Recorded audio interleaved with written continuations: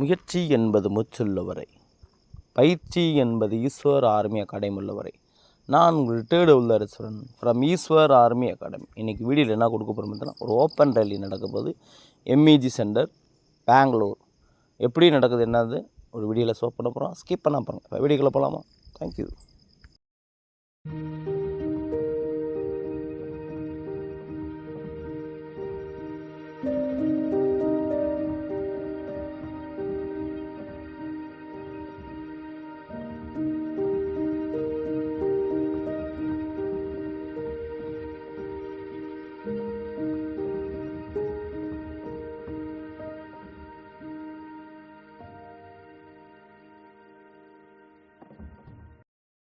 இந்த வீடியோவில் வந்துட்டு பார்த்தீங்கன்னா எம்இஜி சென்டர் பெங்களூரில் வந்து ரிலேஷன் பற்றி ஒன்று நடக்க போகுது. அதை பற்றி ஃபுல் டீட்டெயில் கொடுக்க போகிறோம். ஸ்கிப் பண்ணாமல் பாருங்கள். நம்ம வீடியோக்குள்ளே போகலாமா? இந்த ஓப்பன் ரேலியில் வந்துட்டு என்னென்ன ட்ரேடுக்கு வந்து எக்ஸாம் நடக்க போகுதுன்னு வந்துட்டு பார்த்தீங்கன்னா, Agniveer general duty, Agniveer SKT clerk, Agniveer tradesman. இந்த ஓப்பன் ரேலியில் யார் யார் கலந்துக்கலான்னு வந்துட்டு பார்த்தீங்கன்னா, son of war widow, son of ex சர்வீஸனோட பையங்க அண்டு பிரதர் ஆஃப் சர்வீஸிங், இவங்க மட்டுமே அட்டன் பண்ண முடியும். இது இல்லாமல் வந்துட்டு போனால் ஸ்போர்ட்ஸ்மேன் அட்டன் பண்ணலாம். அக்னிவீர் ஜிடிக்கு வந்துட்டு பார்த்திங்கன்னா குவாலிஃபிகேஷன் என்ன இருக்குன்னு பார்த்தீங்கன்னா, ஜஸ்ட்டு ஒன்லி வந்துட்டு 45% எடுத்து பாஸ் ஆகிருக்கணும். சரிங்களா? அதுக்கடுத்து ஈச் ஒன் சப்ஜெக்டில் 33% எடுத்துருக்கலாம். +2 இருந்தாலும் ஒரு பிரச்சனையும் இல்லை, அதையும் அப்ளை பண்ணுங்க. எப்போயுமே வந்துட்டு பார்த்திங்கன்னா அப்ளை பண்ணுறப்ப வந்துட்டு என்னென்ன டாக்குமெண்ட்டோ அதை கிளியர் அப்ளை பண்ணிடணும். எஸ்கேடி கிளர்க்கு வந்துட்டு எப்படின்னா +2 பாஸ் ஆகிருக்கணும். அதில் வந்துட்டு பார்த்தீங்கன்னா ஓவரால் 60% இருக்கணும். ஈச் ஒன் சப்ஜெக்டில் வந்துட்டு பார்த்தீங்கன்னா 50% இருந்தால் போதும். அக்னிவீர் ட்ரேட்ஸ்மேனில் வந்துட்டு 8th ஒன்லி பாஸ் ஆனால் போதும். அது வந்துட்டு யார்கிட்ட வந்துட்டு சர்டிஃபிகேட் இருக்குன்னு என்பதை வந்துட்டு எப்படின்னா கிளியர் டீட்டெயில் நெக்ஸ்ட் டேயில் சொல்லுவோம். ஏஜ் கிரிட்டேரியா அன்றைக்கி வந்துட்டு பார்த்தீங்கன்னா 1 அக்டோபர் 2025 பார்க்குறப்ப வந்து நம்மளுக்கு வந்துட்டு பார்த்திங்கன்னா 17லேருந்து 21 வயசுக்குள்ளே இருக்கணும். இல்லை சார் கரெக்டான டேட் சொல்லுங்கள் அப்படின்னா 1/10/2004 1/4/2008 பிறந்தவங்களாக இருந்துட்டு எல்லா போஸ்டிங்கும் நம்ம அப்ளை பண்ணலாம்.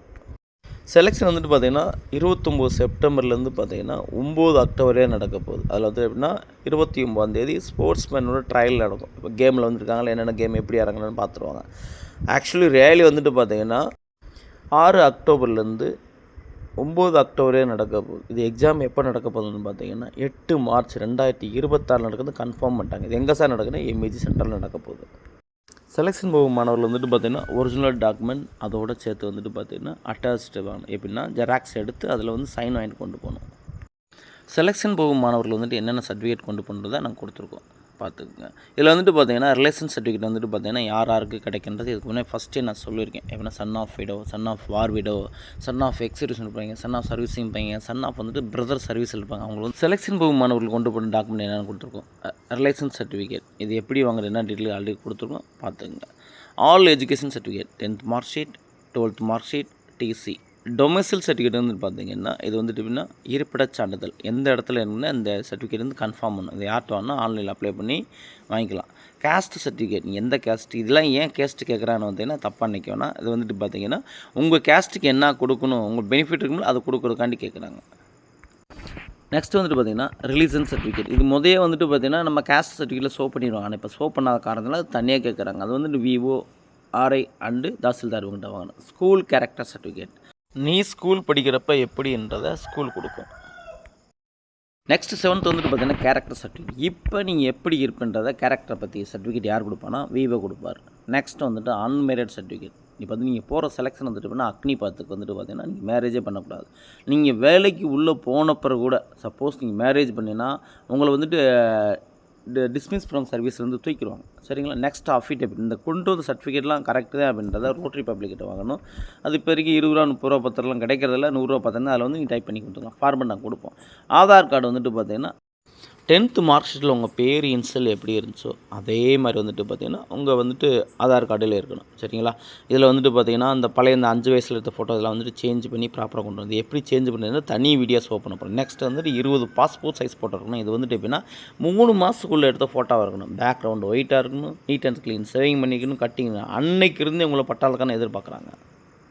அதேமாதிரி அப்ளை பண்ணுறப்ப சரி இப்போ அப்ளை பண்ணால் டேரெக்டாக கொண்டு போனால் ஸ்போர்ட்ஸ் சர்டிஃபிகேட் என்சி சர்டிஃபிகேட்லாம் கொண்டு போங்க. ஏன்னா அதை செக் பண்ணிவிட்டு அதுக்குன்னு தனி மார்க் இருக்குது. அது வந்துட்டு எப்படின்னா இது டவுட் இருந்தால் கமெண்டில் கேளுங்க, நாங்கள் சொல்கிறோம். பீரியட் செக்கப் வந்து இது மாதிரி பண்ண மாட்டாங்க. எப்படி பண்ணுறாங்கன்னு ஷோ பண்ணுறோம் பாருங்கள். இதே மாதிரி நீங்கள் வெளியே இருந்து லைனாக வருவீங்க. நார்மல் ஹைட் வந்து ஃப்ரீயாக, ஏன்னா வந்துட்டு இப்போ அங்கே வந்து நார்மல் செக் பண்ணிட்டு உள்ளே அனுப்பிடுவாங்க. ஃப்ரீயாக செக் பண்ணி முடிஞ்சுன்னு உங்களுக்கு வந்துட்டு டாக்குமெண்ட் செக் பண்ணுவாங்க. அட்மிட் கார்டு அண்ட் வந்துட்டு பார்த்தீங்கன்னா ஆதார் கார்டு. அட்மிட் கார்டு வந்துட்டு எப்பவுமே எடுக்கிறது எப்படின்னா கலர் பிரிண்ட் அவுட் நல்லா கிளியராக எடுத்துங்க.